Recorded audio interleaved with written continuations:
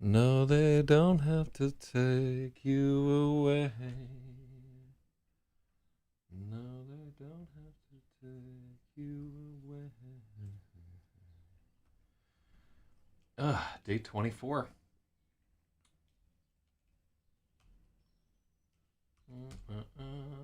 Let's send out the bat signal. Let everybody know we're doing this.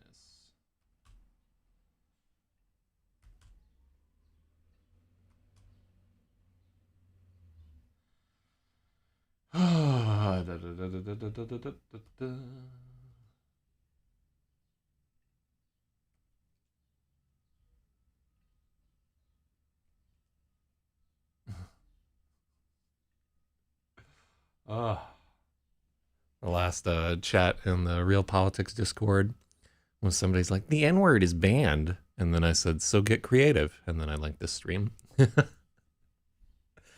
uh, yeah, like, odds are, and it's wrong of me because I've done it, definitely, but odds are somebody's complaining that the N word is banned somewhere. They're up to no good. Just putting it out there. So we got a new cover for Space Tards. Hold on, let me see. Chapter 13, Post-Coital Regret. That'd be chapter 21. But, yeah, there's a lot of post-coital regret here. We're going to go back to that chapter later. I realized that I should probably edit it on stream just so people can watch me suffer. So, yeah, hold on. The problem is that this machine has been like, yeah, I can't easily throw it onto the screen. Well, y'all are just gonna have to fucking wait to see the new cover. If you're in IRC or any of the secret ZYZ chats, you've already seen it. But yeah, I after spending like $100 and some odd to get a guy to like custom draw a cover, and then I wasn't too happy with it. I just started fucking around in Photoshop, and I'm really happy with the cover that we came up with. It's so stupid, and it's perfect, right? Literally just a text treatment with like a little bit of graphic design. But here's the thing, like all those like fancy, highly detailed covers and so forth, they're to get you to pick up a book off of a shelf and be like, whoa, I wish I was that scantily clad woman getting raped by that demon. You know, like that's what that like Boris Vallejo, Frank Frazetta lithography style, or like all the like fancy shit going on a cover. It's meant to evoke a sense of wonder and get you to pick up the book. Well, guess what? You can't fucking do that on Amazon. And in fact, on Amazon, what's more important is that you can actually read what the title says in a thumbnail, so that you'll see it like 3 or 4 times while you're scrolling.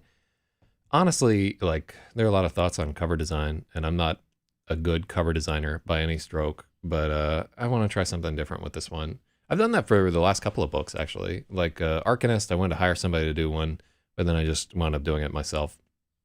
And then Hawks at the Diner and the redesign for The Right to Bear Arms, I was just like, you know what, let me just fucking do this, right? I don't make any money with these books.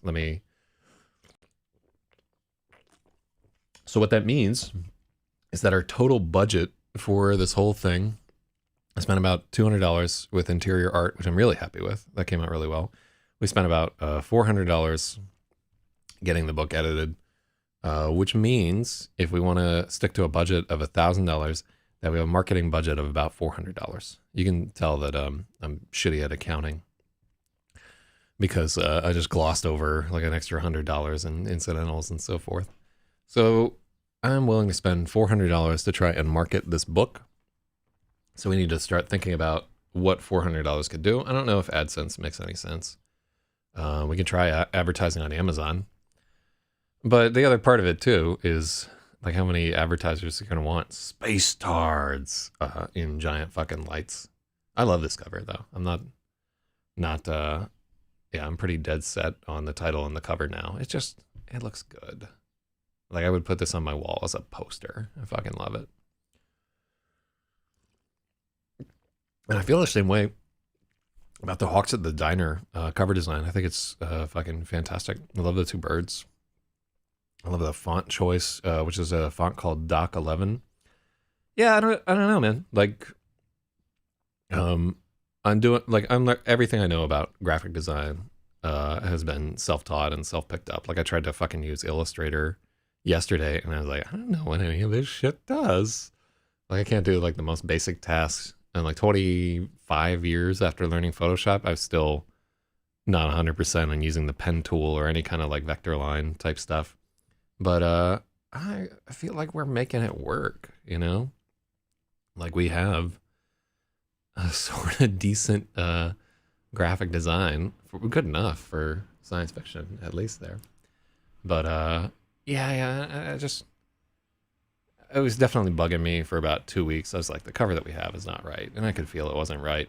And now that I have one where I'm like, this is definitely the right cover, it makes me feel so much better about the project because I know how people are going to react when I hand that book to them at conferences and they're like, here you go, and like. uh, I had a thought earlier today, and it was that there's a very real chance that the backlash from putting out a book like this could lead to me being uninvited to conferences and stuff like that. I mean, which seems like, you know, fuck it right now, you know, that's so what? Nobody's going to conferences anyhow. But there, there is a price to be paid for being yourself. And I've always said this, and I am probably about to pay it again and again and again and again and again. You will always pay a price to be yourself.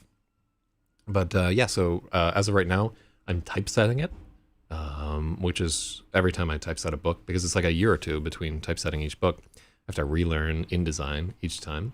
InDesign has gotten better, by the way. It actually like correctly imported a Word file, which blew my fucking mind.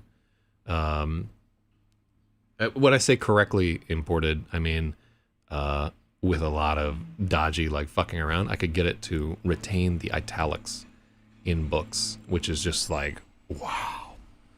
It used to be that every time I typeset a book, the place function in InDesign would not correctly retain italics. And I'd have to go through every italic instance in the book and fucking redo it, and it's hassle. All right, anyhow.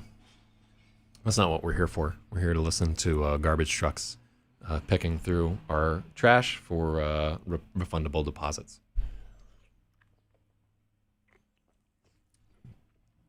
Yeah, I'm just so happy about that. I'm gonna have a fucking launch party for this book.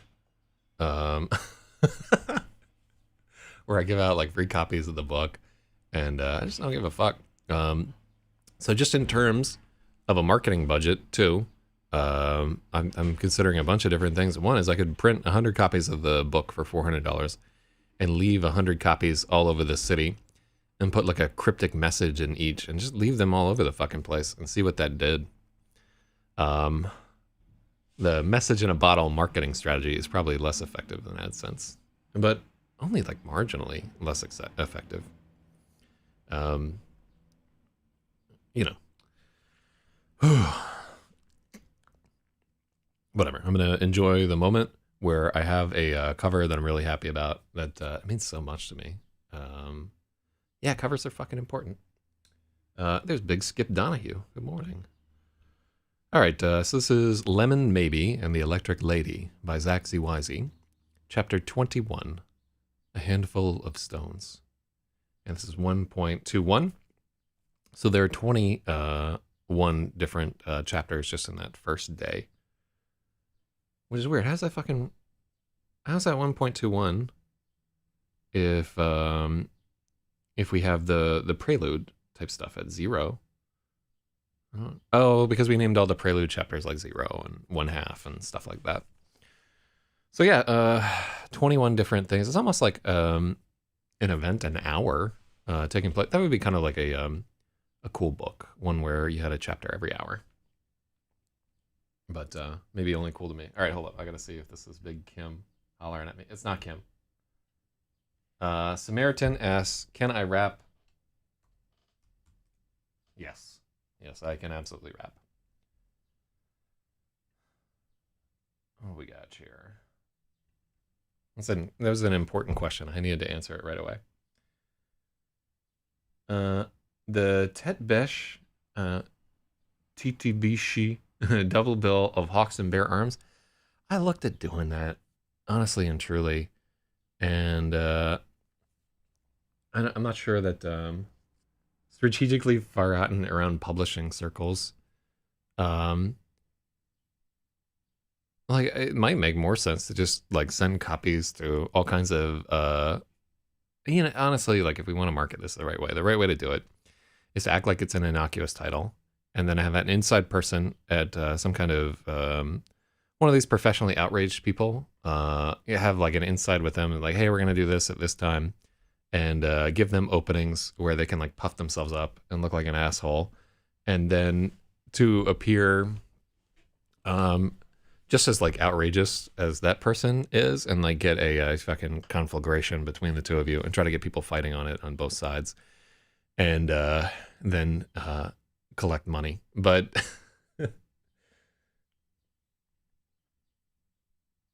so they say a picture paints 1,000 words. I judge a book by the cover and rip out the blurb. I do not like blurbs. Even more so because like 90% of the time when I see a blurb on a cover, some fucking author I've never heard of. And like, that doesn't add any value. I've never thought blurbs were a good idea unless the writer is like a fucking legend. You know what I mean? Like if Stephen King is like, hey, this didn't make me puke out my own ass. Be like, maybe this won't make me puke out of my own ass too.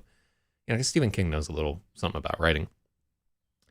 But like, what, you get a fucking blurb from young Zak Zyz? It's like, why is that guy's name spelled that way? What the fuck is wrong here? Honestly, like, I think if you're like a young writer or whatever, a blurb will do you much more harm than good, because it's usually from a nobody. And you just got to focus on like getting tight back cover copy for the most part. And like even more so than your back cover copy is your copy for the Amazon page. Like if you spend a lot of time on like fucking Tinder or Bumble or whatever trying to sell yourself, you'll like soon realize just how important a few line of text can be, and how much you need to have something in that text that makes somebody like, yeah, what if, how would I feel if I were sitting in my armchair reading Space Tards with a snifter of brandy? Wouldn't that be so naughty? Like, I don't fucking know. Good God Almighty. I don't know. Someday somebody will ask me to blurb their fucking book. It'll probably be a book on Nazism or something. Something awful. It's like, yeah, hey, that guy's fucking morally reprehensible. Let's get him to blurb a book. Hey, ZYZ, come on over here. Blurb this. Good God Almighty. All right. So let's get to the editing post haste. We are like well behind. We're not even close to 10 pages a day. So, and I don't think we'll pick up steam either. I think this is going to be a slower book to edit. A handful of stones.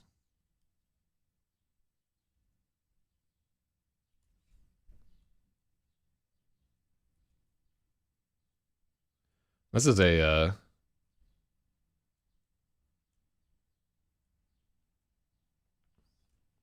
okay. So also we just swapped from a 777 to a 747. That I fucking remember us doing that there. I think it has to be a 777 for the kill count. Well, that's a spoiler. Let's take it to a 777. I want to have the same type of fucking plane that hit the World Trade Center. Just call me nostalgic. God, can you imagine if somebody did that fucking today with all this Corona shit going on? They're like, by the way, round 2, motherfucker. Ooh. No, so we're well ahead of ourselves. I think, yeah, cockpit.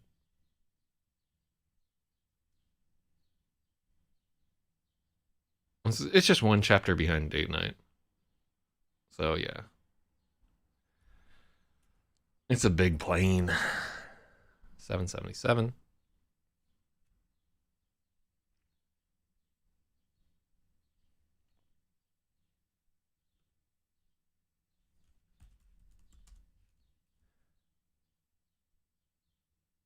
and Boeing 777. The do's and don't of rape and literature. Yeah, I'm like a fucking expert, honestly, since there's so much rape in all my stories. Why would a 777 travel that short distance from London to fucking... there are 777 flights from Heathrow to New York. I don't know, maybe it's like a multi-leg flight. You know, you will have like a bunch where they'll do what... All right.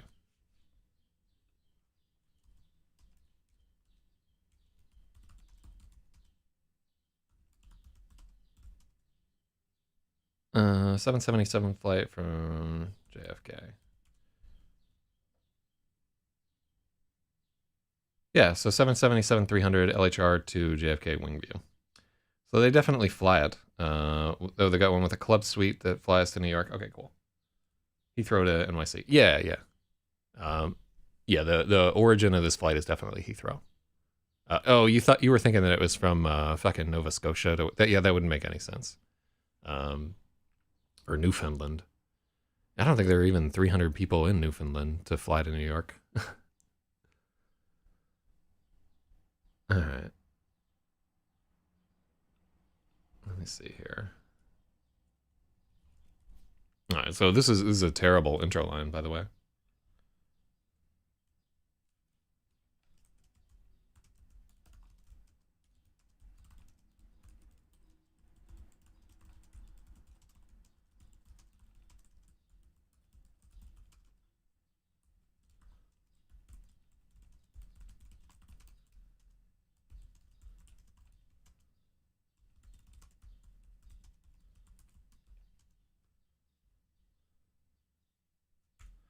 A tiny flash of light flickers beneath the plane, no bigger than a firecracker. With lightning painting the sky all around them, neither pilot of the 777 notices.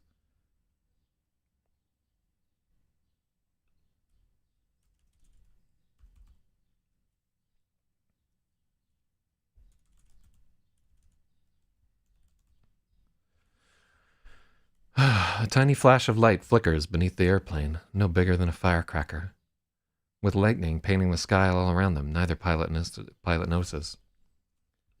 But the co-pilot hears the sound it makes when it hits them, like someone's thrown a handful of gravel at the nose, hitting so fast it's all one sound.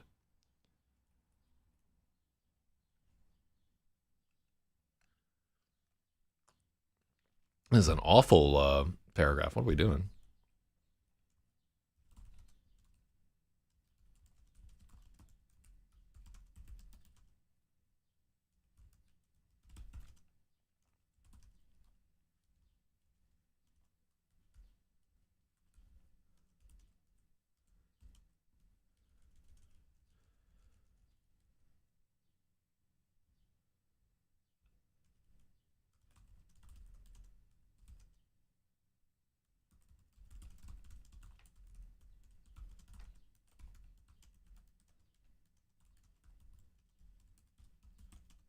I'm not sure if they call the windshield glass canopy.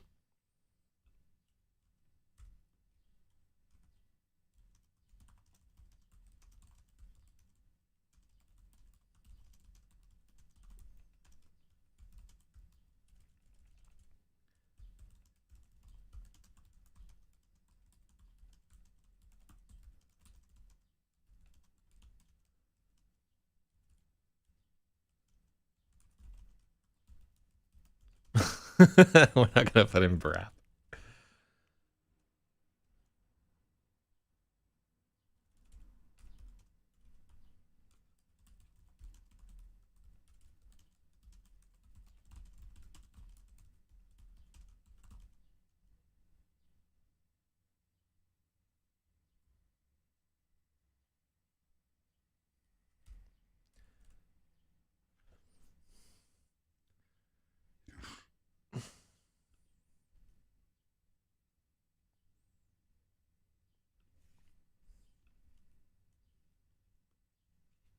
I don't like that we're using a pronoun here.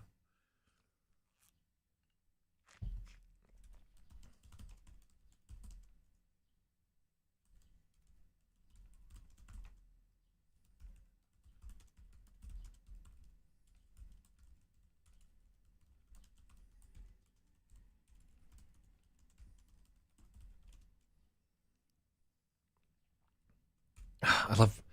It's a little fucking wild to say barrage, but I love the sound. But both men hear the sound of the barrage striking the airplane's nose, like someone's thrown a handful of gravel. Oh, there's big logic.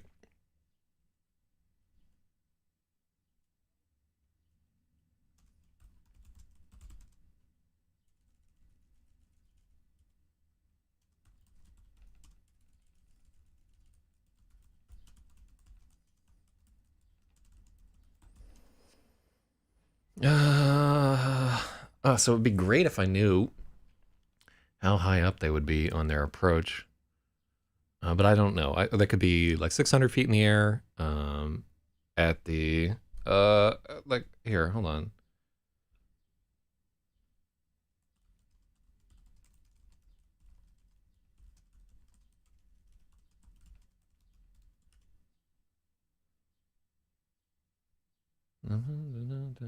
At what altitude?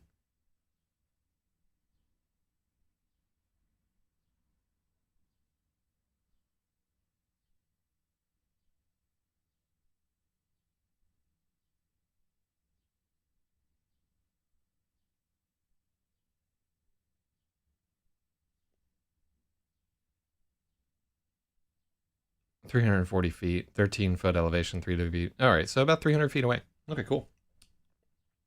What kind of? Oh, Logic knows about approach. Yeah, so this is the approach during a fucking storm with 40-knot crosswinds, and it's a 777 landing at JFK Airport, and it's about a mile from the runway, I want to say. So it looks like 300 feet off of the ground is not impossible, and it's manual.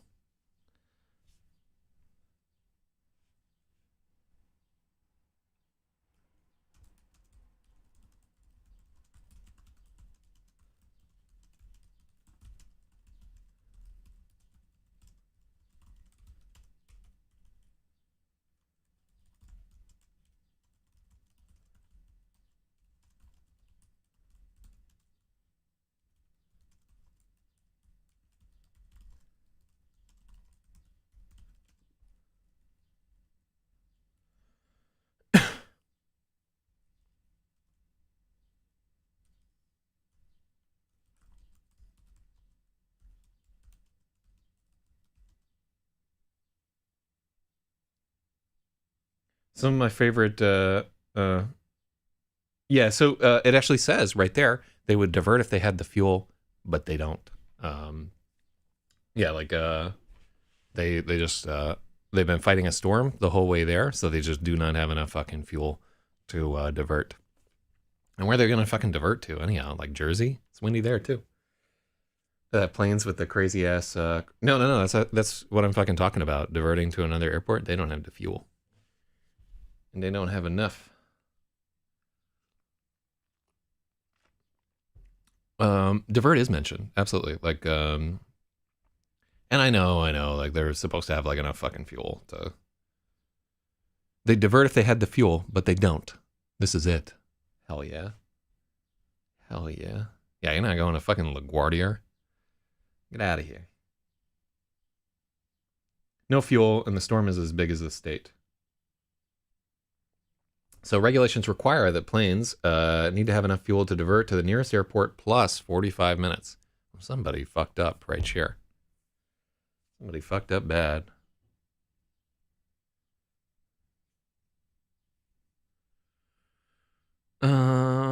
Well, how can we fix that, right?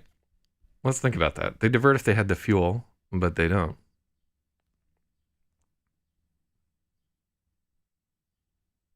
Because if you're fighting a headwind the entire fucking time, can you get to the point where that fuel threshold is eclipsed to the point where they don't have? So they're flying from. This is great that we actually have like a pilot up in here, or somebody who plays a lot of flight simulators. They're flying from Heathrow to JFK. This is a 777, and they've been going through this massive storm the entire time. Yeah, I don't think the fuel is like the end of the world. We could also say they divert if they could, but they don't. Yeah, like fuck, I'm just gonna leave it with the fuel. Fuel's cool. Actually, talk with a friend of mine who is like a very, very talented. He's actually like he instructs pilots on how to fly fucking planes, and I broached him about the scene. Resurrection Island in Antarctica. They didn't have a fucking stop. No, this is straight from Heathrow to JFK. So they just don't have. You know, it's expensive to haul all that fucking fuel around. They just skimped. I mean, there is like a threshold. Like they don't. I could be wrong, but I don't think planes are in the habit of hauling fuel that they don't need. They like. I didn't know about the 45-minute threshold, but I don't think they just top the fucking tanks off every single time. Because like there would be like tremendous expense to you know, we're talking about, you know, thousands of gallons of fuel here. They could have got engine problems close to JFK. Yeah, it's not. They really think a lot about holding the plane together. Just the severity of the storm is such that they're real worried about what's going on there. Originally, we had them taking a lightning strike on the nose of the plane. I'm gonna leave it with fucking fuel for right now. I think it's really interesting to have that point, and like it may just trigger a bunch of airplane nerds real bad. We could also say the weather's worse at fucking LaGuardia. Yeah.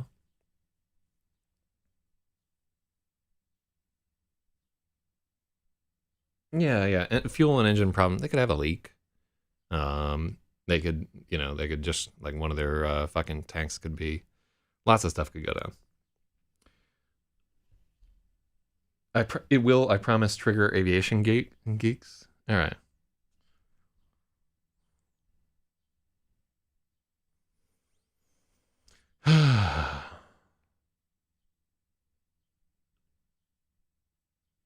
We could say they divert if they had the option, but they don't. This is it.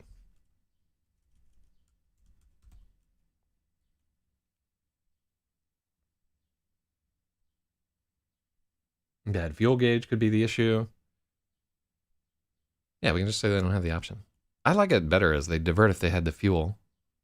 They divert if they had the option, but they don't. Yeah, because when we were looking into it, I think a 30 knots is where the divert threshold for. I think we were looking at 747.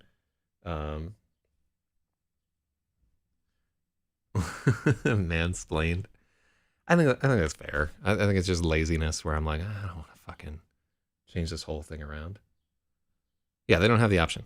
And we've gone into a little bit that the plane is kind of rickety right there. I like that change. It's a very persnickety change, but I think you're right. Where airline people will be like, don't have the fuel. We always have the fuel. There's a problem. There's no options. That's all that you need to have. Yeah, yeah. I like that, and never feel like you can't speak up about like something that's inaccurate in the story. Those are so important to get the fuck out of here. What are you doing? OSX. I really don't want to re-image this fucking machine, but it's time.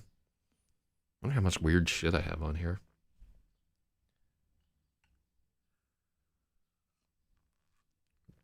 Aviadora the Explorer. Hell yeah.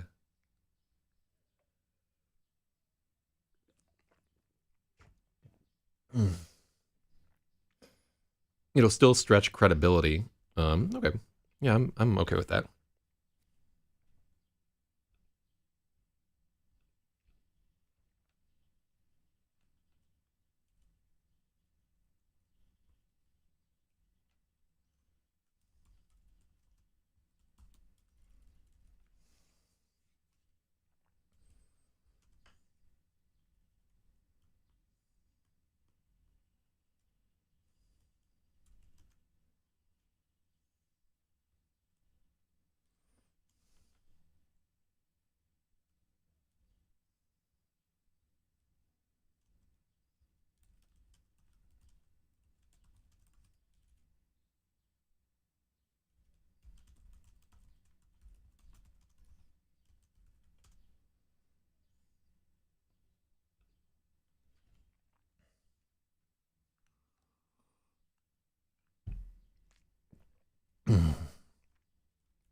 No, I don't think that tracks.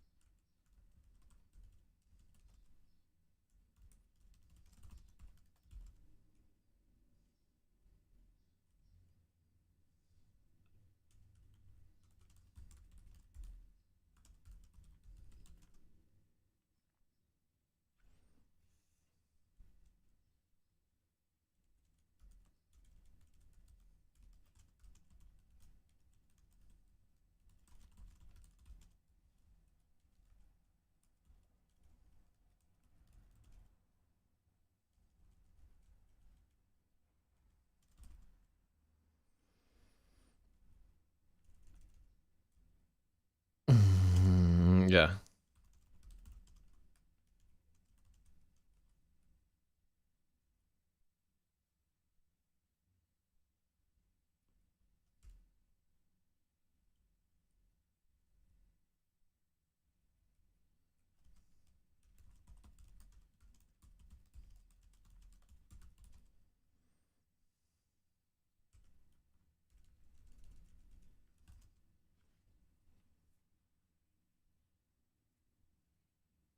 Yeah, so they're 300 feet high. So the depressurization alarm begins to rail.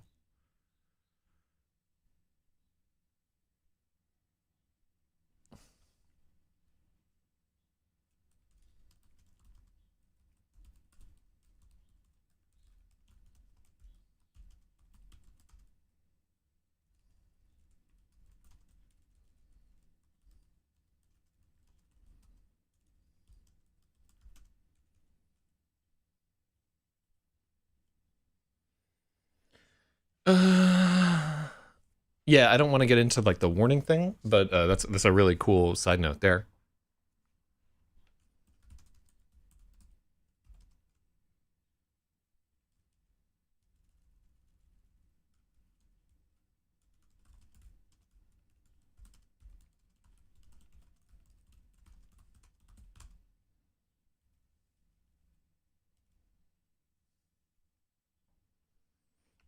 I wonder if in like his last moment he would be like, "Is that a fucking bird strike?" In the middle of this crazy thunderstorm. Because what else is he gonna think it is? Yeah, like he's not a combat pilot.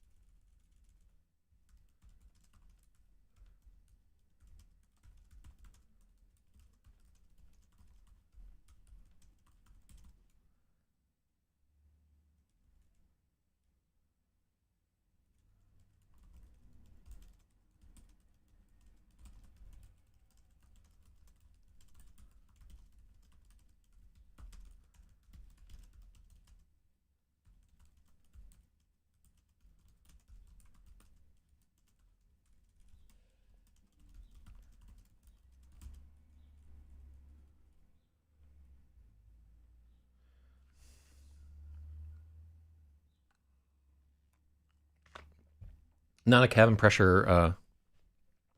Okay, so it would be a strike alarm. So 350 feet, they wouldn't. Yeah, cool.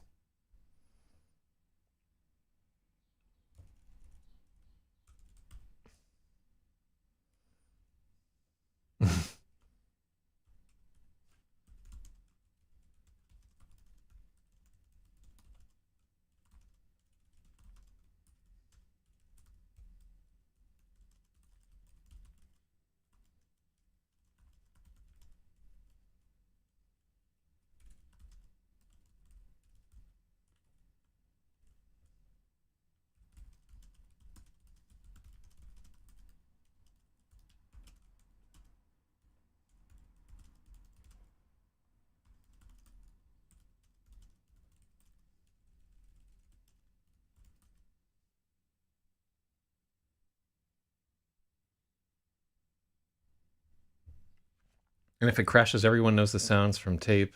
Warning, warning, pull up, pull up. Oh shit, and then the tape ends. Ugh. Oh.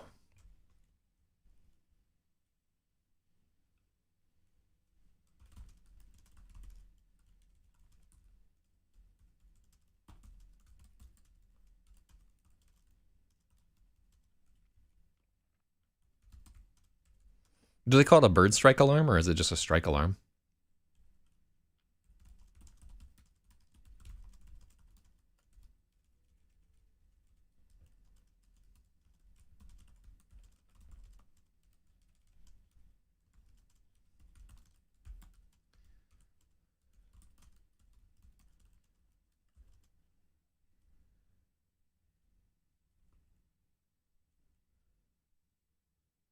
Let's just call it the bird strike alarm. Because then, like, it's a little bit more clear to the reader why he's like.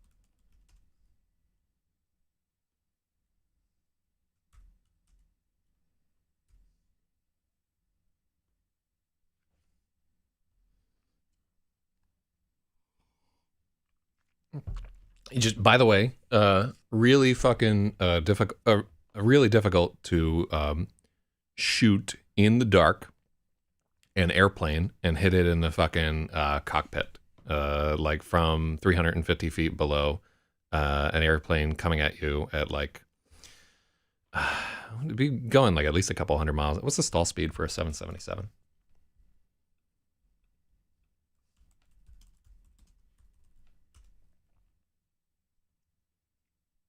Okay, yeah, like about 180 miles an hour. Yeah, 165. Yeah, so things coming at you at like almost like maybe 200 miles an hour. They'd be going a little bit faster, I would assume, with all these crosswinds and shit. So like you have the wind blowing it left and right. Not an easy feat to strike the cockpit and kill both fucking pilots from the ground with I think he has an M16. And it's definitely it's the Duchance's rifle from earlier. So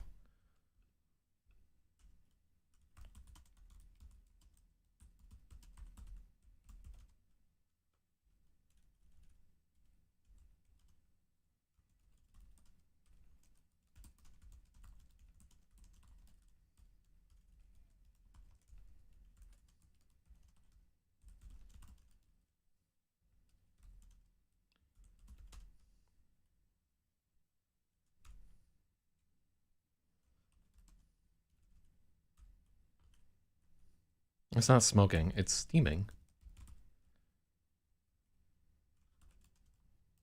Although there would be a tremendous amount of fucking gun smoke surrounding him.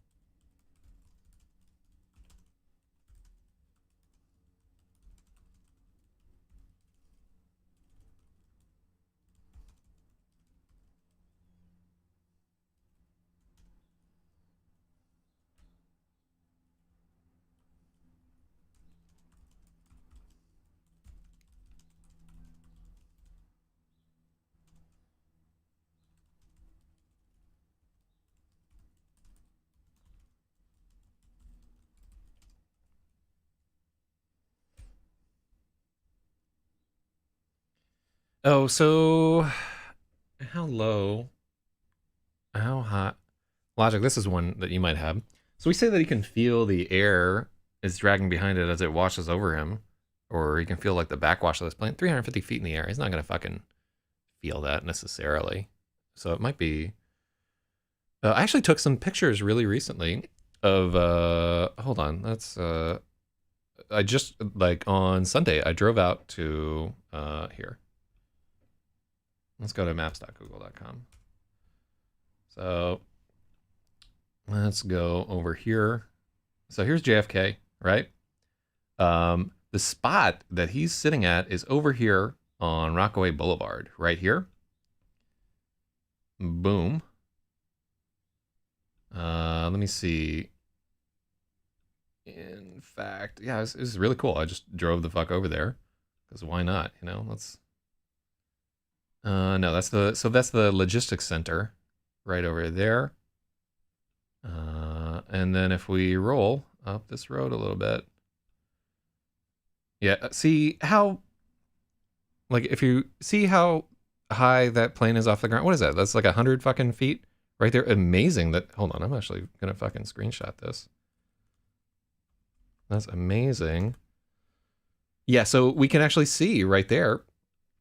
That is amazing. I did not expect to see a plane fucking coming in here on Google Maps. That is so cool. Yeah, we're amazing. So this is like the angle of attack that it's coming here. Those planes are about 350 feet off the ground, loud as a mother. Okay, so we got the, yeah, I don't think you would feel the wind of it. So that's flying over there. And let me see if I can, yeah, right over here. This guy right here, this is where he's at. Look, you can see the fucking plane coming right over it. That's so cool. That's what he's doing right there. Yeah, so he would be kind of like at the end of this road. Is that only 40 feet off the ground right there? Oh my God. I didn't realize that Google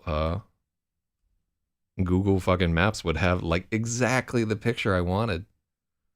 That's so dope. Anyhow, let's roll a little bit more up the road. Yeah, so he's a little bit up there.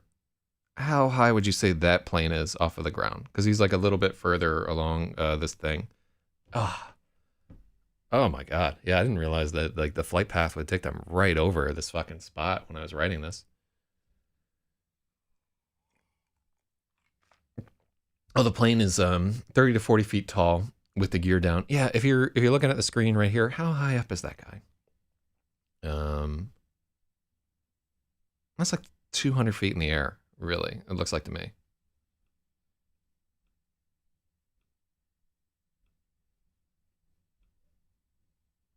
Yeah, let's go one more up. Angle of that. Yeah, there's the Atlantic Ocean's not far from there. Oh no. Wait, where did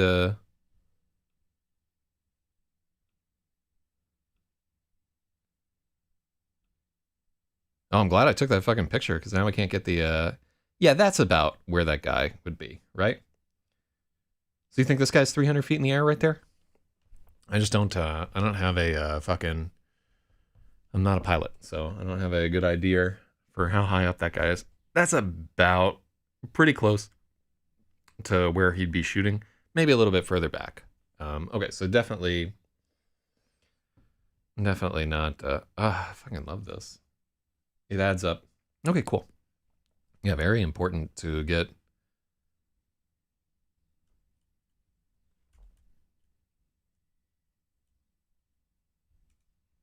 Oh, and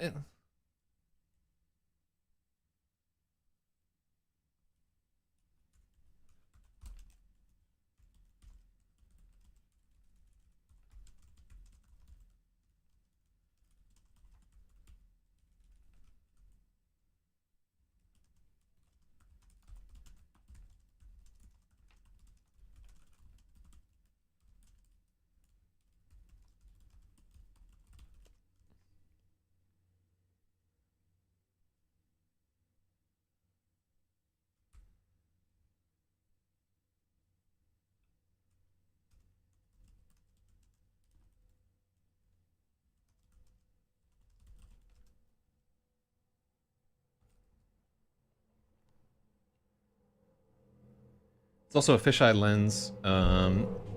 So I'm not a pilot. I just trigger on aviation stuff. I don't actually like heights. It took me a long time to get over fucking like I started off never being afraid of heights outside of like that, oh, by the way, you'll die if you fall down there kind of feeling. And then after I got out of the military, I was suddenly like afraid to fucking fly. And I remained afraid to fly until I released my first novel. I guess I was worried that I would die before I could finish a book. And then after I released that first novel, like I felt some of the anxiety, but most part, I just didn't care. I was done. Um,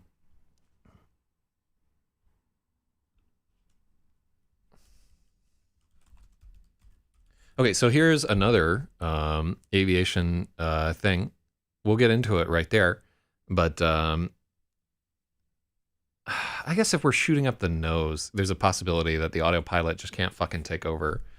Um, they've set this thing to manual, and then both the pilot and the co-pilot get shot. And spoiler alert: the plane crashes into fucking JFK terminal. So autopilot, yeah, they've turned off the autopilot. Is there some kind of like emergency system that's going to kick in and try to keep them from flying this plane into the World Trade Center? I don't think so. And also, this is happening in 2004, or maybe it's like 2006. Most that will happen is the ground avoidance alert. All right, we don't have to get into that.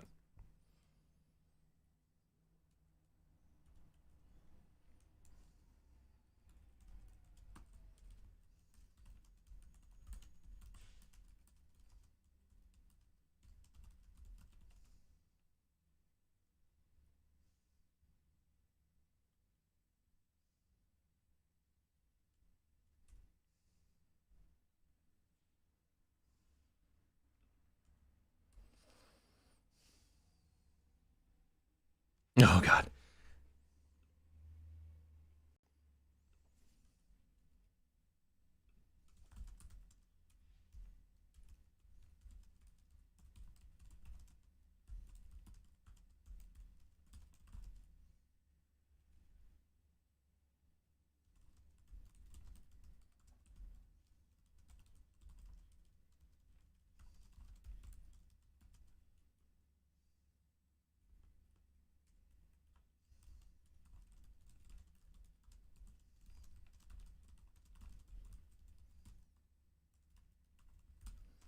The co-pilot is screaming. Uh,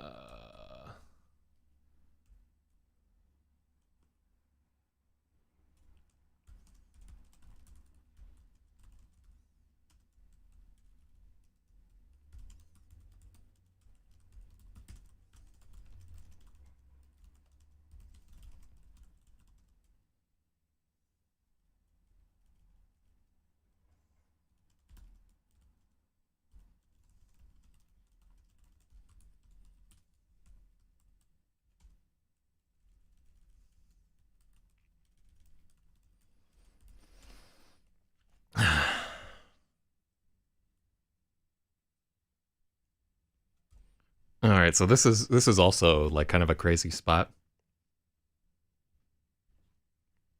In the cockpit, the co-pilot screams, blinded by pain in the air and rain.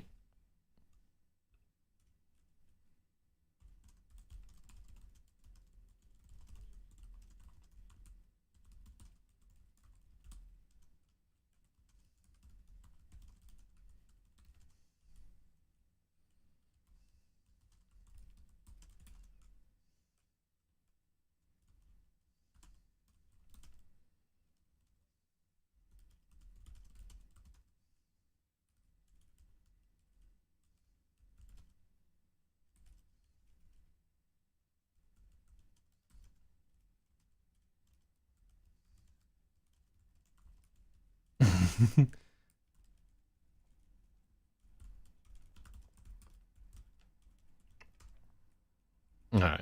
So we picked up that souls part in Pilot Lingo 101 yesterday.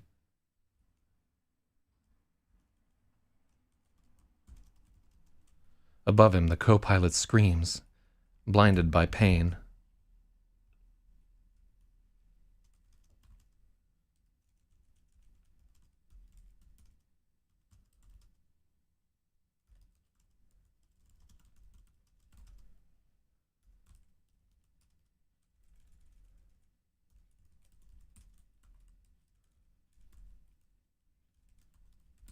Oh, he got shot in the throat earlier. You can't really scream if he gets shot in the throat.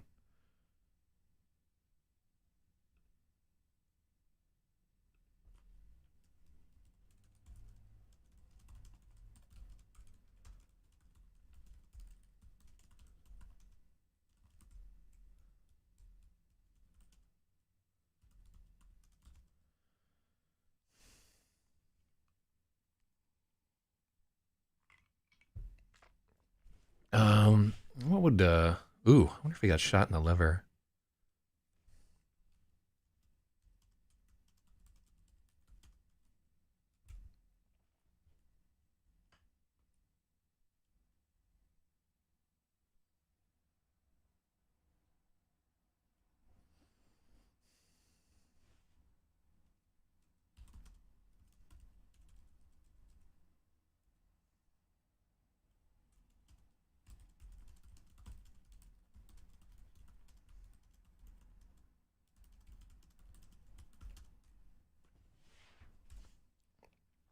The last thing the co-pilot ever wonders is what the hell kind of bird is flying in a storm like this.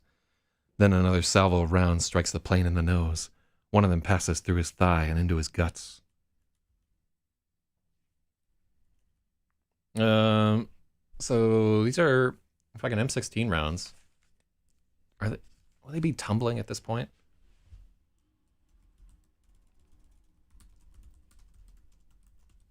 Yeah, I like that. One of them passes through his thigh and bores into his guts. High velocity rounds, boys. Yeah, fortunately, like the nose of an aircraft, this is fucking aluminum. You know, we're giving like an almost kind of legendary amount of penetration to this fucking M16. By the way, I think is unlikely that from the ground, just opening up with some very very new equipment. Yeah. This is like I think there's an iPhone. No, I think we changed it to like a fucking Nokia. So this is 2004. So nothing super fancy and new. Taking control of the plane. Loving it. I can't wait to get a big poster made of the new Space Tards fucking thing. I'm so jazzed about this. The reason I keep bringing it up is it's like on a screen where I'm working on it across the room there.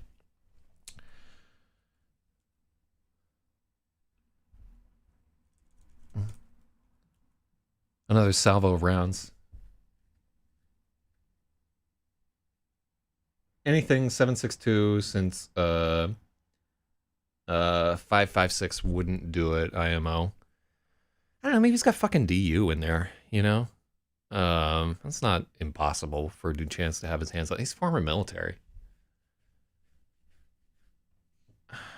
Yeah, I'm not gonna get into the specifics. But yeah, he's definitely shooting up through the nose, so it's not like he's hitting him through the fucking windscreen. These shots should be coming through the floor for the most part. But some are striking the windscreen.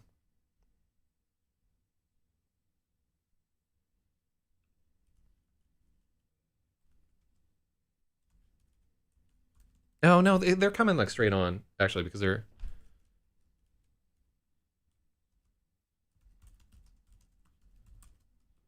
Oh, what? Why is he getting like a grouping at like fucking?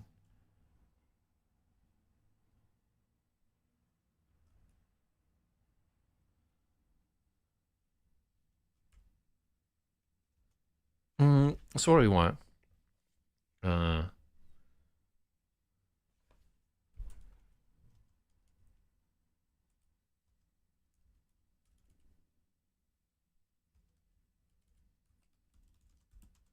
through a scatter of holes in the wind. Yeah, I like that.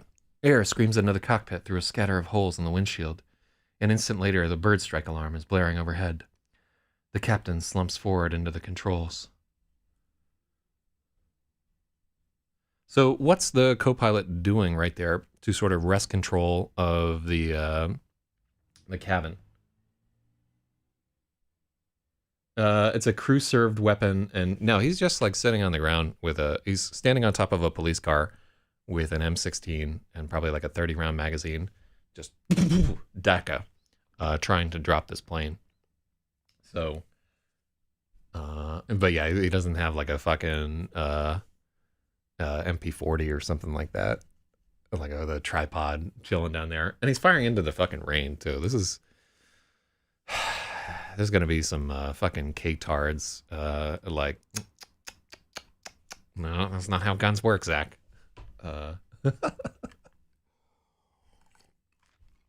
Hold on, I want to see if Kim saw the new cover. Yeah.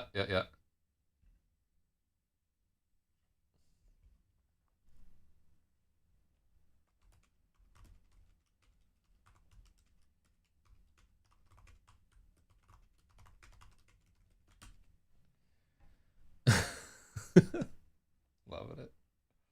Yeah, anytime I do like a new cover, I like rush to Kim, like a special needs student running up to the teacher. Look what I made. Maybe then a grenade launcher would be more appropriate. Here's the other part of it here. I don't necessarily want to write into this book something that you can actually fucking do, right? I don't want some asshole to be like, well, Zyz told me to fucking do it, so I just drove out to JFK and shot up a fucking plane. Yeah, don't do this. This is not cool. But yeah, this is here's the thing. Very, very unlikely, right, that he would penetrate like the cabin and do all this damage and everything. But he's firing like basically right on into the nose, and he's at an angle where he can hit through the windshield. Those bullets can absolutely penetrate the windshield and do significant damage to these guys. Like they have that power. So for the skeptic, like we just assume that these rounds are going through the windshield. Like he's hitting the nose, but they're mostly the ones that are doing damage are going through the windshield and striking these guys. I think that's a lot more real, and we can easily rewrite it so that it's happening there. But yeah, like it doesn't have to be. It just has to be plausible, like something that can happen. Like I'll tell you right now, I don't think there's not a lot of people in this earth who can sit there on top of a police car with the rain like spraying into their eyes and shoot down a fucking 77 like this. But we want it needs to be within the realm of possibility to the point where it doesn't knock the reader out of the story.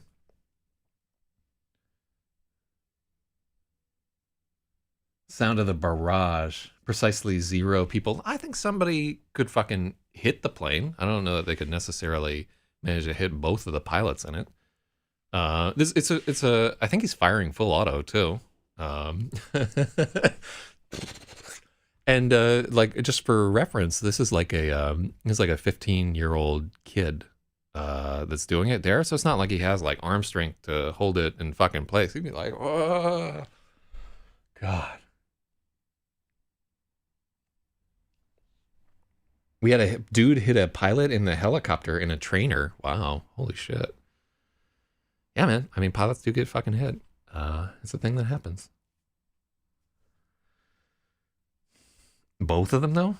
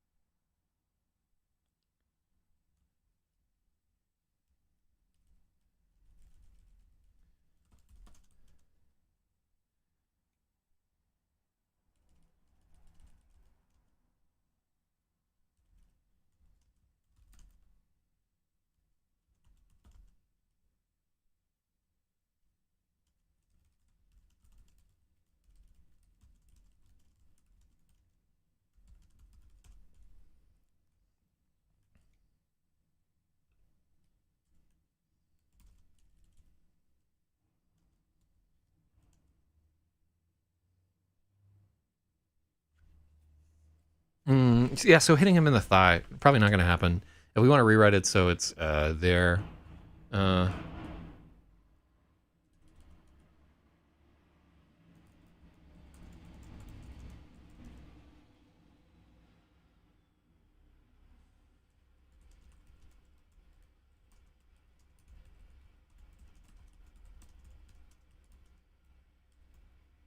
boom. Strikes his collarbone. Uh,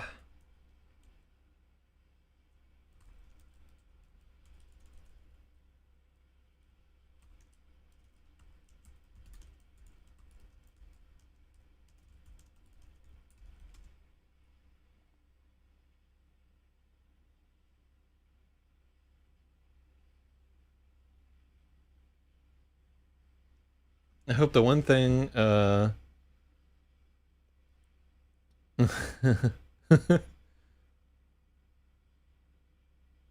Still so implausible that even if somebody tried to do it, they wouldn't be able to do it. Um, yeah, I think we're all right here.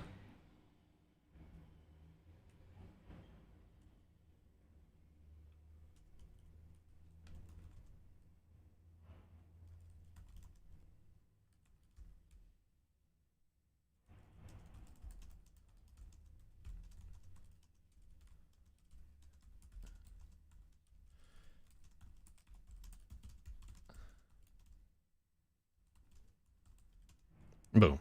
Then there's a sharp pain in his neck and he can't see out of his right eye.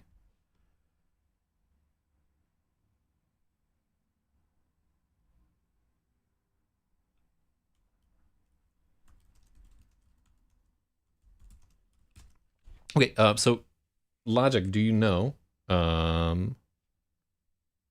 I don't want to give people a fucking instruction manual for terrorism.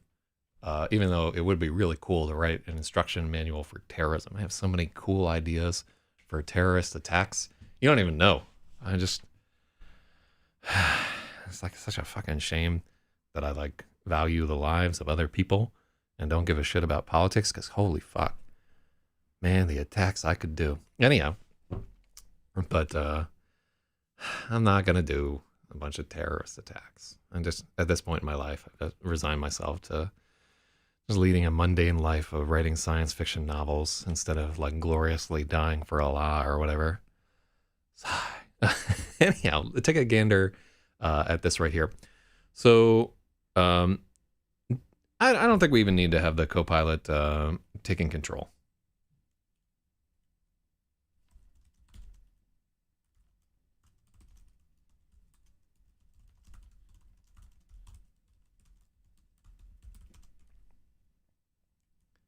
The microphone is keyed. Oh, that's so awful.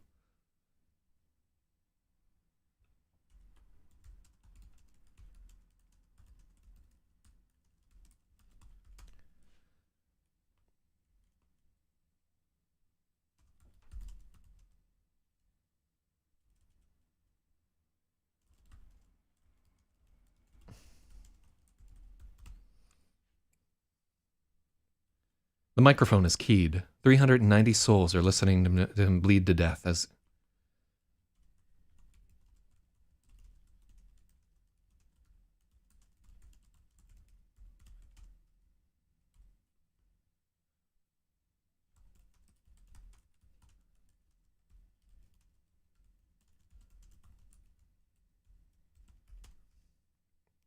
I don't like Death Cry.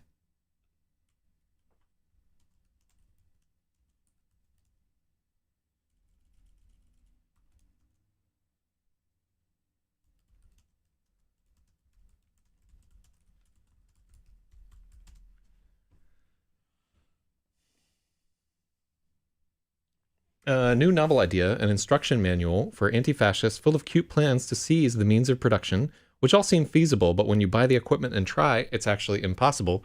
This book exists. It's called The Anarchist Cookbook.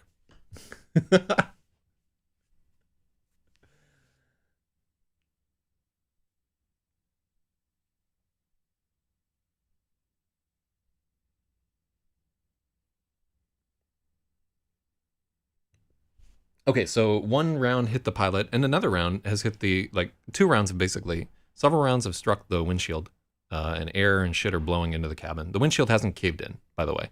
It's holding. It's like that fucking polycarbonate composite is pretty strong. It's not going to cave in. I don't think. It's one of those things where it could cave in or it couldn't cave in. Both are kind of plausible based on the story that we've laid out thus far. So our thing is that one of the rounds is striking the pilot and just fucking kills him. It, like shot through the heart, and you're to blame. And then in the second is like just like that. And the second salvo of rounds hits the co-pilot. One of them passes through his neck, like right through the bottom of his jaw and into his right eye. And then he just starts fucking screaming. So he takes out both pilots there.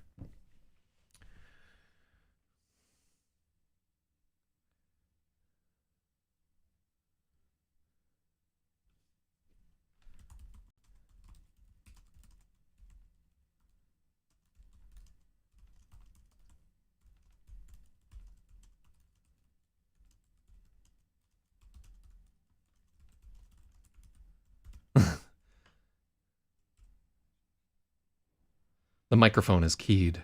390 souls in the cabin listen to his final wail as air roars into the cockpit.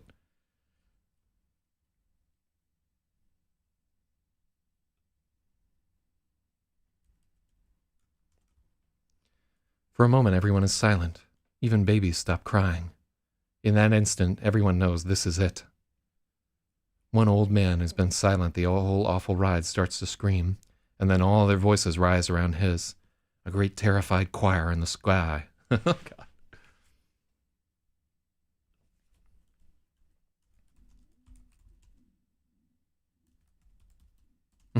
An ancient Spaniard. No, I don't think we can put that.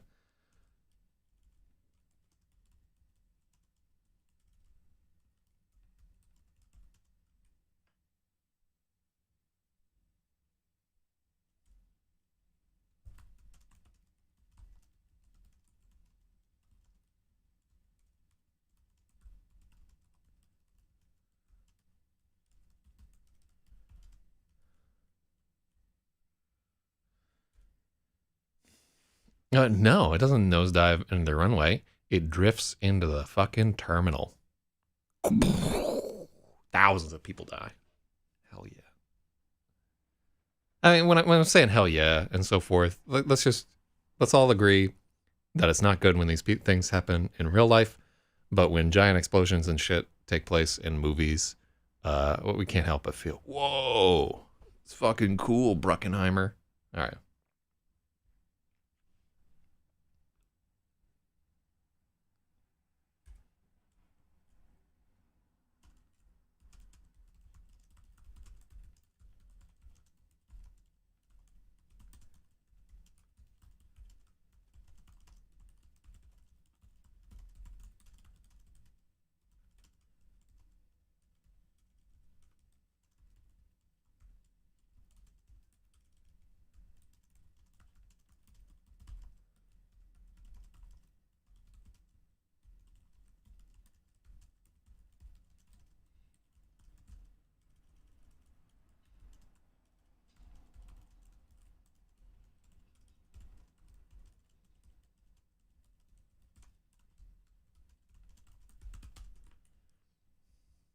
Boom.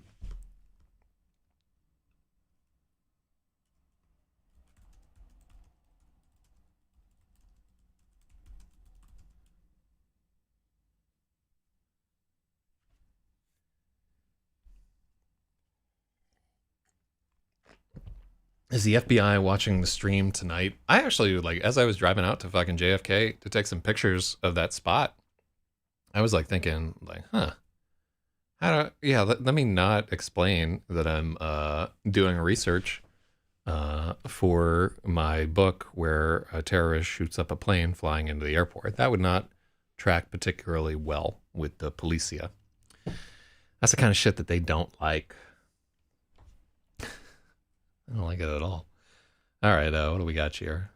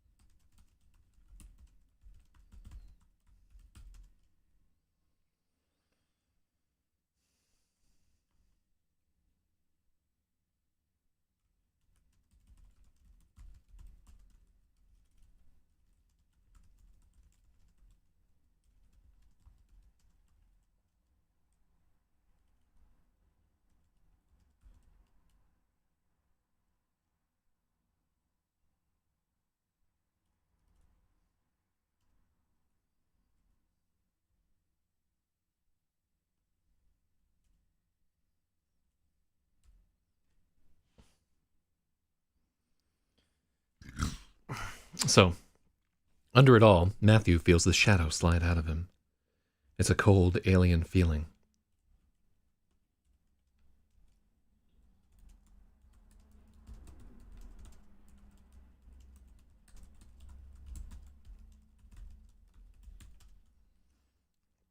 His veins were full of control wires, and they've all been yanked.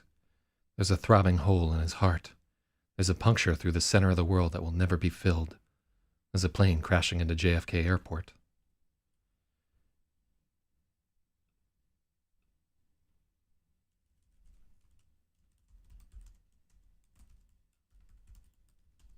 Matthew can see the fireball rising in the distance as the plane...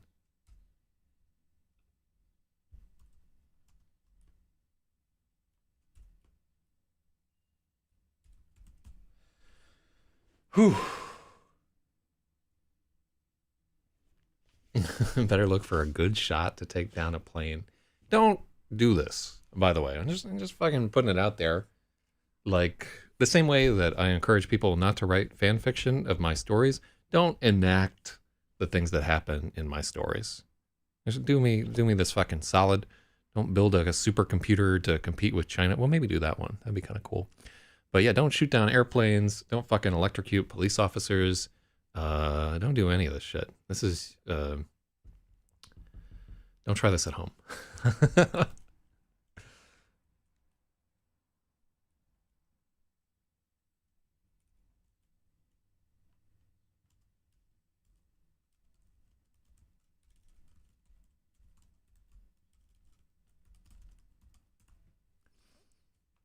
Miles away on Coney Island Beach, Sarah lies stark naked on top of a thin crust of sand that has become glass.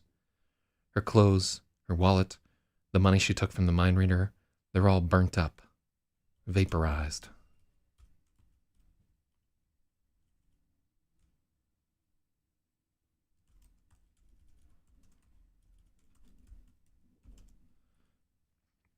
In Harlem, Maybe is on top of a sobbing 14-year-old girl who's full of him, trying to kiss her quiet.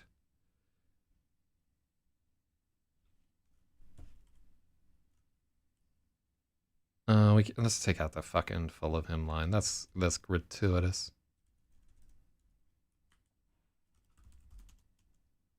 Do we use the word stark somewhere else?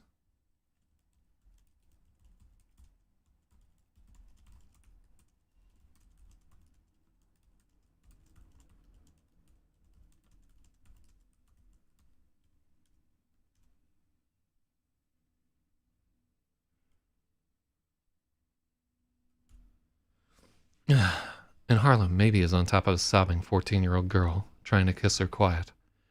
There's a stark difference between the cold lines of her tears and the hot softness of her cheeks.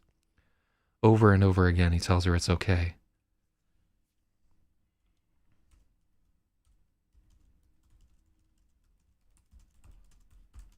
Trying not to face what he's done. He's about to crash into a wall of regret and loathing.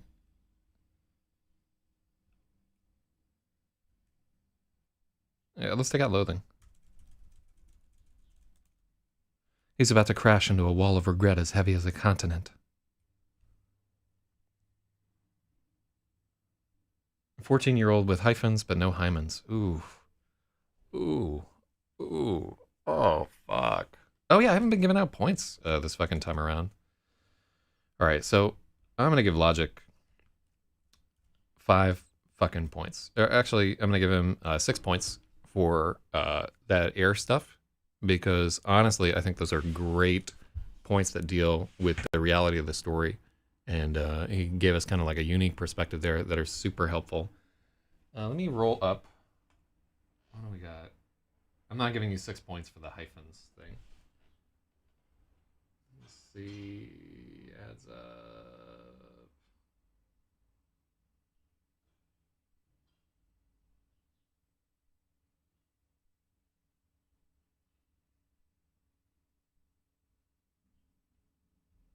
I'm just looking to see if Spathy had any edits that I missed. I haven't seen any.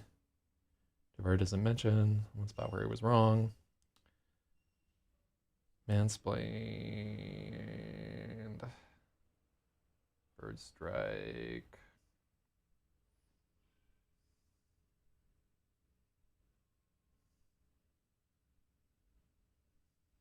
Don't tell me what to do with a young Spanish girl. Ugh. Okay. Burned up, more appropriate. Let's take a gander.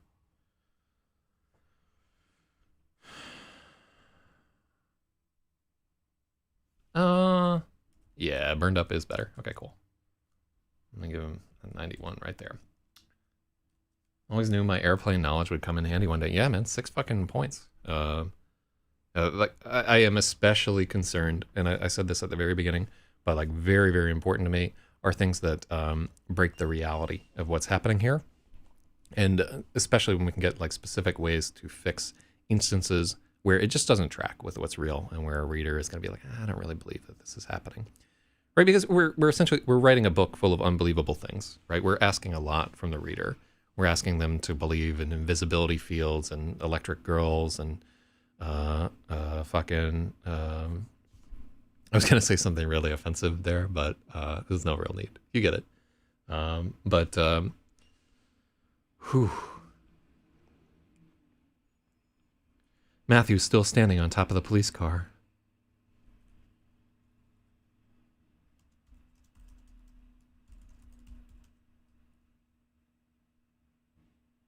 Matthew's still standing on the top.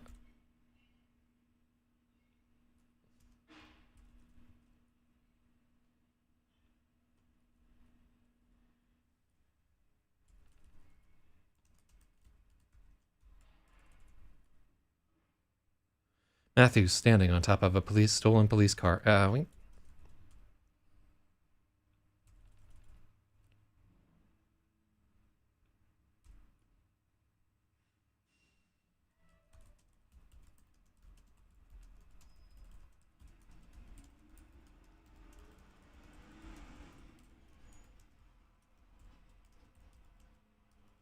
Oh, and we didn't fix the 14-year-old girl part. Ooh. Ugh. Oh, that feels so bad. Oh. Can you believe that, like, the first time that I fucking wrote that scene, I had no self-awareness that anything bad was happening at all. It was just like oh, now she's into me, or kind of thing. We didn't like touch on just how awful it was. I just didn't fucking know. Like, I didn't have enough perspective into just what a horrific scene that would be for somebody. So we didn't assign any weight to it. It's like, oh yeah, just people get raped by ghosts all the fucking time. Awful.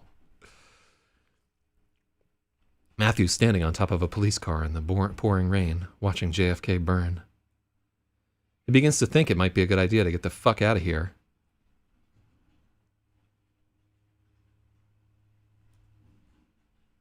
But he can't quite do it. All any of them can think is, the fuck have I done? Cool. Okay, so this is what we were building to, with like all those short, rapid scenes where things are happening.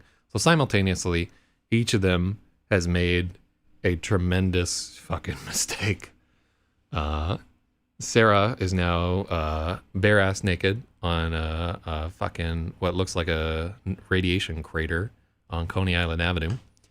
Matthew has just shot down an airliner. And maybe has just committed a unforgivable act of rape on a young woman who he is, or believes that he is in love with.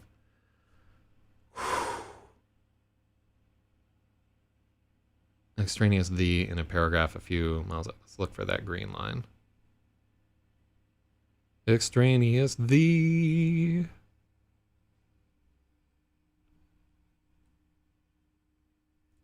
There we go. You did indeed catch that extraneous "the." Yeah, you're up to half of Spathy Waz points. Good job. Yeah, definitely deserving of that big 6 right there. It's so helpful for this thing. All right, well, what do we got here? So chapter 21. What do you guys think? You want to do some more fucking editing right here? I feel all right. I could go for another chapter. That one wasn't, and like, it's a little bit smoother sailing after this point in the book. I think it just objectively, if we want to think about the book, chapter 20 is the worst chapter in this book. It's the worst because there's bad shit happening in it. It's the worst because we're like flickering between two different points of view.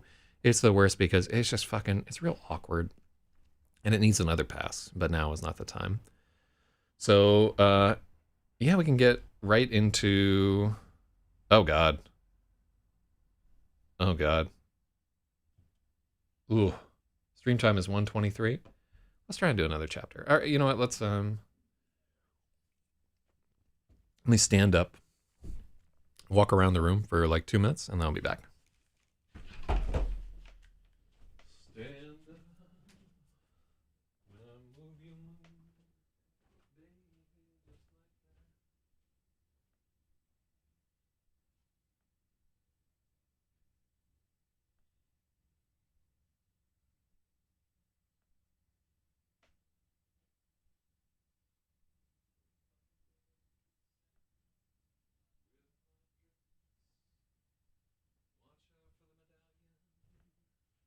My diamonds are reckless.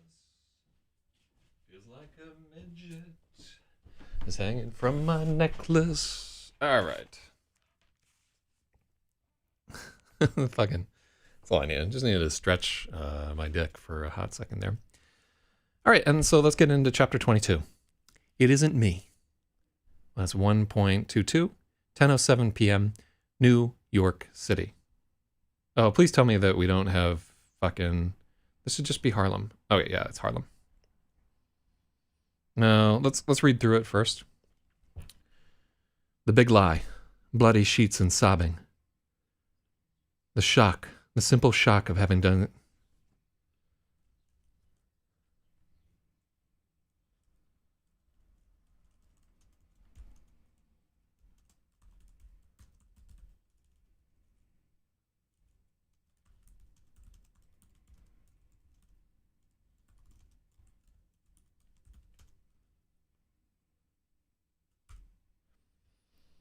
The big lie, bloody sheets and sobbing.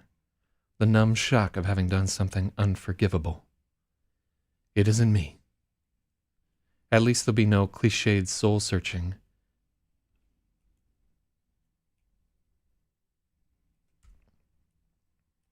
At least there'll be, oh yeah, this is like a little awkward.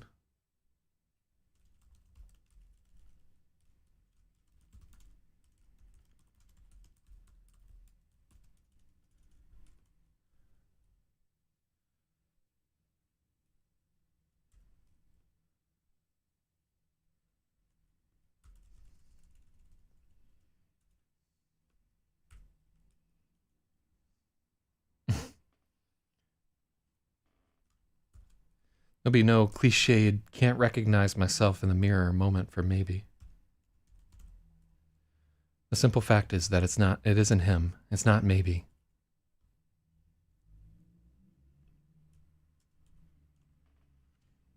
There we go.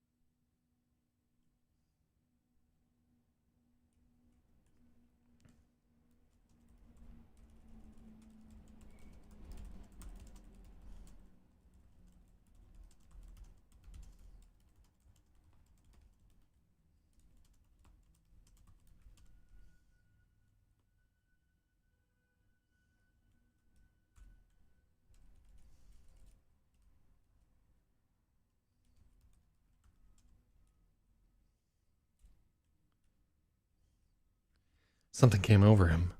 Some awful thing got inside of him.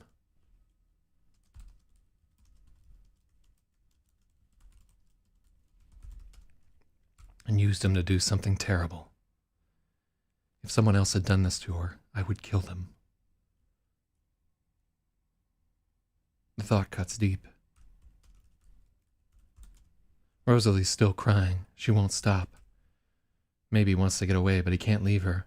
He can't escape this thing he's done. Please, please don't cry, he's begging her. He's begging her. So he's begging her. He's like a separate, it's not part of the please don't cry sentence.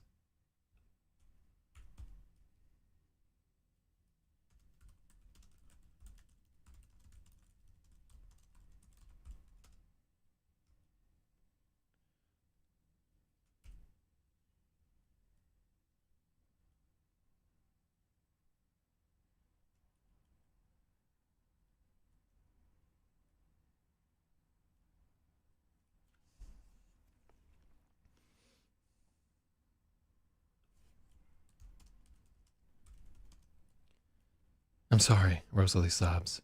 She's trying to stop, but she can't. I'm so sorry. The words open up a great big hole and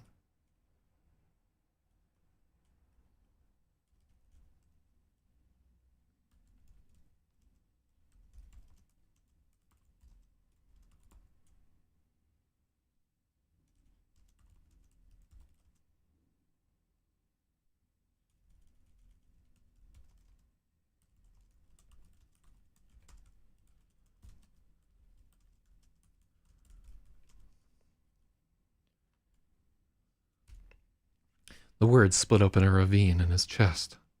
Maybe he starts to cry too.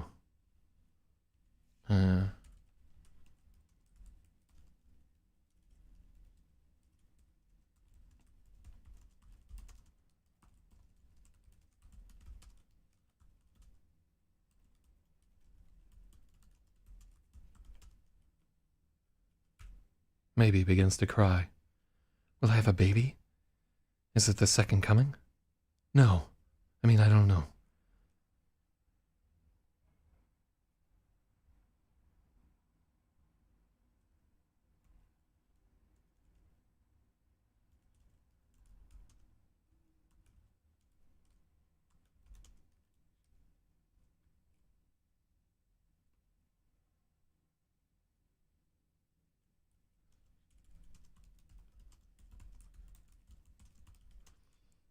Maybe he's sputtering. He hadn't even considered that.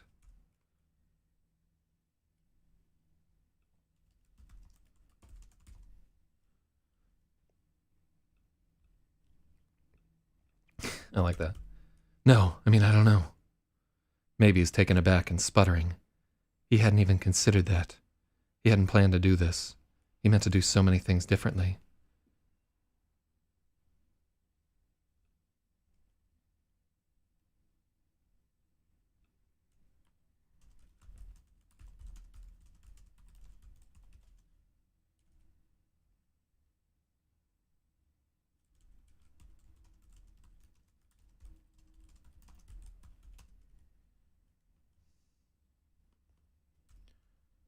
What happens now? What if she is pregnant? What the fuck will he do? What the fuck will she do? What the fuck will he do? The enormity of it all is swelling up, towering over him like a high rise. Oh, I don't like that at all.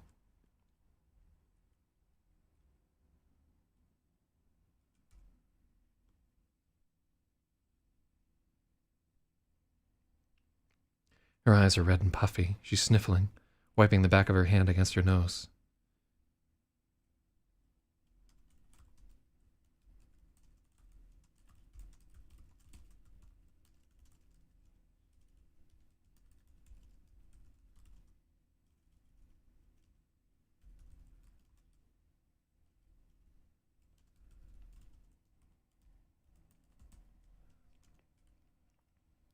Rosalie, I'll take care of you. Don't worry.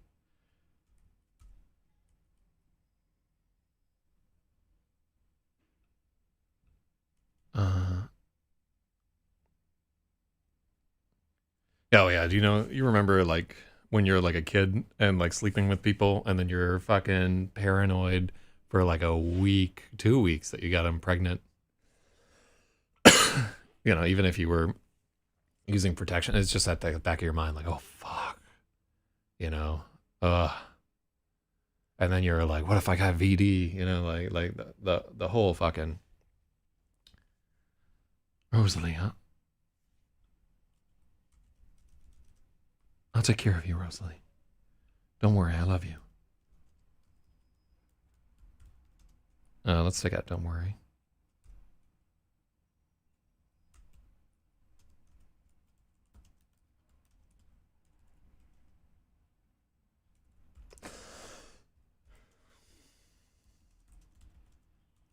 He's sure of it, the way only a fool can be. But I don't.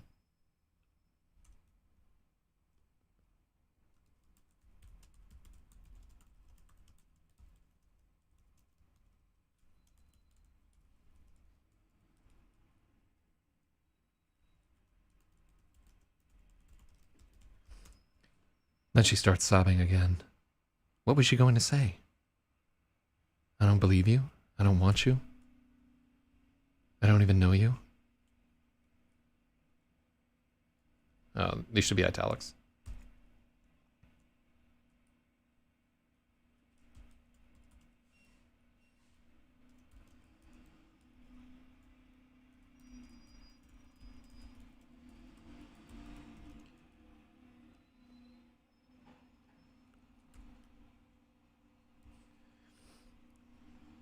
Maybe his weights.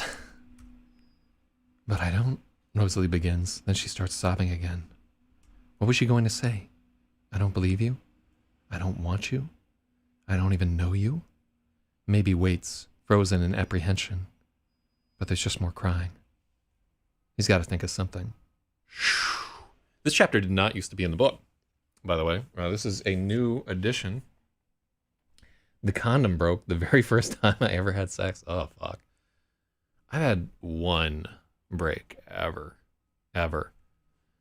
But it definitely like broke with somebody where I really wish that it makes you take stock of what you're doing. Like what the fuck am I doing?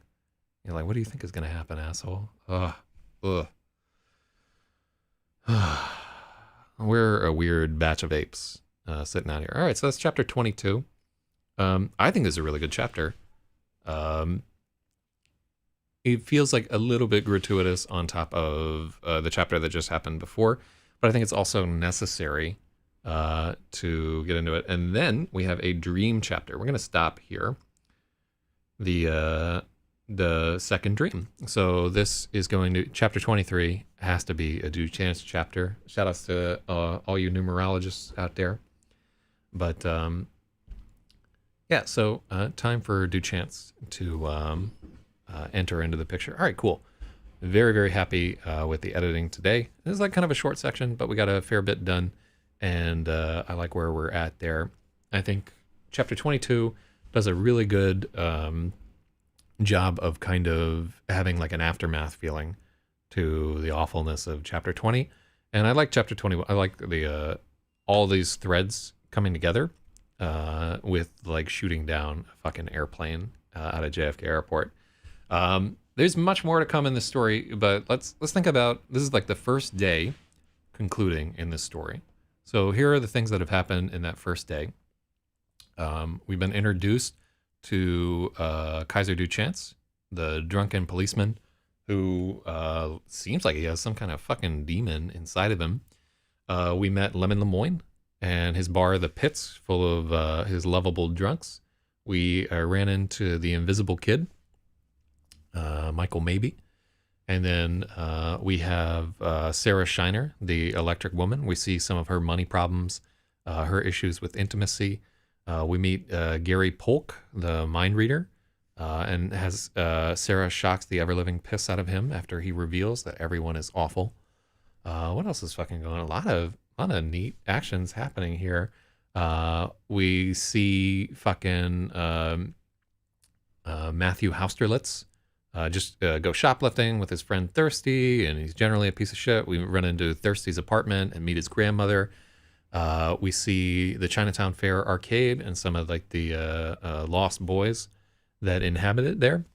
We see Michael get like beaten by his father, Matthew get beaten by his father, and become homeless and drift around on the streets and start to have weird experiences and get chased down and captured by the man in gray, Kaiser fucking Duchance.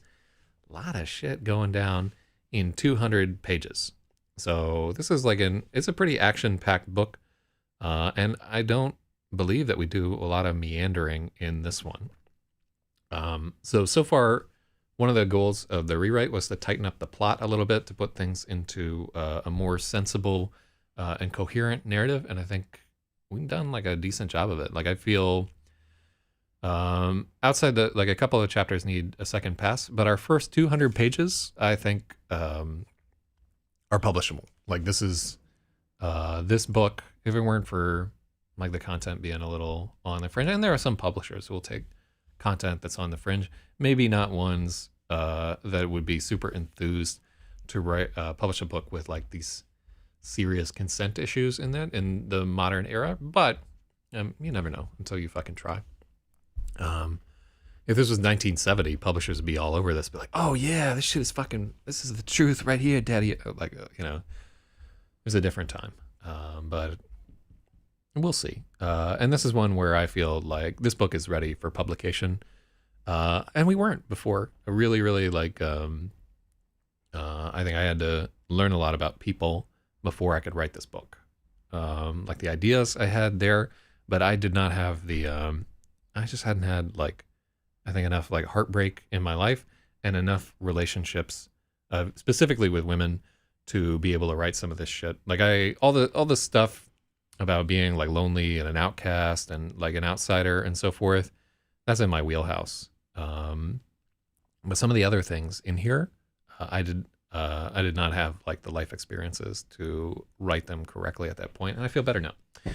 So this is, I was always worried that I wouldn't have the power to come back to the story, and because it's written in such a specific voice, and I think it's a voice that I was worried that it would come across kind of fake if I tried to rewrite it at a later time.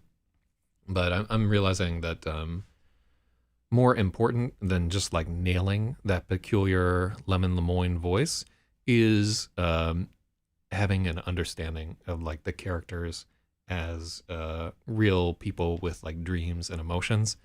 And yeah, maybe I can't quite get the same fucking jazz that I had before, but honestly, I think this is so much better, and it's much more of a book that I want to put out and I'll be proud of. All right, now I get to go back to typesetting Space Tards, and I have to start recording the audiobook for it. So if you know anybody who would like to be I'm kind of considering trying to have other people do some of the voices of dialogue in Space Tards. I'm going to take a look at what the dialogue would be like and see whether it makes sense to have I would love to fucking get somebody with a terrible Scottish accent to do Gunny. Oh my God.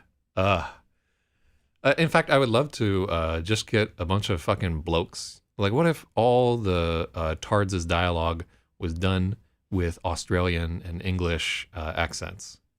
That would blow my fucking mind.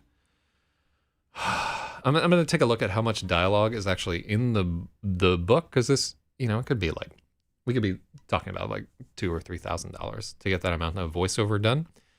Or we could be talking about me hassling a bunch of actors. The nice thing is that the audio for the dialogue for the Space Tards, if we felt like it, it wouldn't necessarily all have to be recording level quality, because we could essentially throw an AM modulator on, because they're talking in fucking helmets, right? I'm gonna do a little bit to the audio to make it like we're going to shave off some frequencies. We're going to do a little bit of EQing and so forth so that it sounds a tiny bit muffled, not huge, like not enough that it detracts from the story, but I want it to feel like you're talking inside of a helmet the entire time that's going on. That's what I'm talking about. I don't know that we will do voices on this thing, but I just need to take a look at how much dialogue is in the story and whether it's reasonable to try and do dialogue. But if we do dialogue, I want it to be all like stupid Aussie drongo type accents and like some British accents. And like I'd love to get some fucking Scots and Irish. It's just some brogue in that motherfucker. God, that would be fucking amazing. And it'd be like relatively difficult to organize. You missed the Space Tars edit stream? Wow, you can go back and see the entire fucking thing. It was short. Well, it only took us like, what, 10 or 15 days to edit the entire thing?